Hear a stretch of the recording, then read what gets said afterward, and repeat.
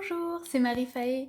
Aujourd'hui, on attaque le premier jour du défi des 100 jours pour trouver sa mission de vie et se réaliser pleinement. Et aujourd'hui, il s'agit de définir avec nos mots ce qu'est la mission de vie, qu'est-ce que cette mission signifie pour nous, et ensuite d'identifier des modèles inspirants.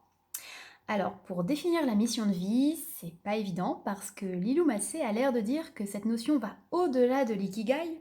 Ikigai, qui, pour ceux qui ne savent pas de quoi il s'agit, est un terme japonais désignant le croisement de ce que j'aime, de ce en quoi je suis douée, de ce dont le monde a besoin et ce pourquoi je peux être payée.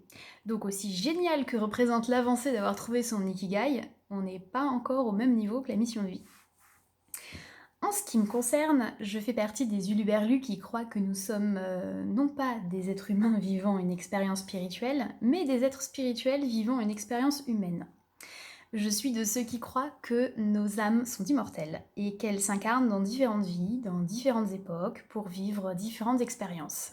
Dans ce contexte, ma mission de vie, c'est ce que mon âme a décidé de venir accomplir dans cette vie. Pour ce qui est des modèles inspirants, les personnes qui ont l'air, à mon sens, de réaliser actuellement leur mission de vie, ça va être des personnes comme Lilou Massé, justement, Jenna Blossom, ou encore Serge Boudboul, David Laroche, qui parlent avec joie, avec énergie, avec des yeux qui pétillent, comme eux. J'espère un jour trouver ce qui me donnera envie de me lever le matin et m'investir avec autant d'entrain et de bonheur qu'eux.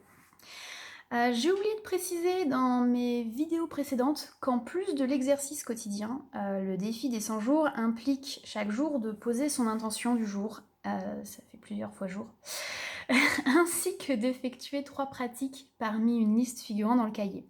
Alors pour ma part, aujourd'hui, mon intention du jour, c'était assez pragmatique, puisque je souhaitais ne pas passer ma journée sur ma chaise de bureau, comme je le fais trop souvent, et voir un ami en chair et en os, hein, autant profiter des gens qu'on aime avant d'être de nouveau confinés. Ce que j'ai fait cet après-midi. Et pour les 3 pratiques, j'ai pris d'une part l'air dans la nature, justement en allant voir mon ami. J'ai médité, hein, puisque je suis le programme de 30 jours de méditation de Jenna Blossom, qui est génial, je vous le conseille. Il est très apaisant. Et j'ai continué, pour la 3e pratique, à remplir mon journal de la gratitude, dans lequel, depuis novembre, j'inscris 3 points positifs par jour, pour voir, à terme, le verre à moitié plein plutôt qu'à moitié vide. Voilà pour aujourd'hui, on se retrouve demain pour l'exercice du jour 2. Bye!